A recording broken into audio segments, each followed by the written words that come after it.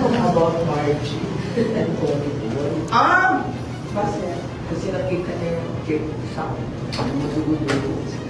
Ay, oo! Grabe! In-invite kayo ni Lisa? In-invite kayo. Oo. Nangyari yan sa akin, di ba? Tapos nandun kami sa peninsula, talagang tao. I met so many people talaga.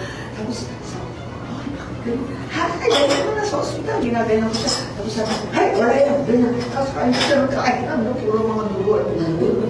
Gross! Ay, dito na kayo pakinggan. Oh, yes.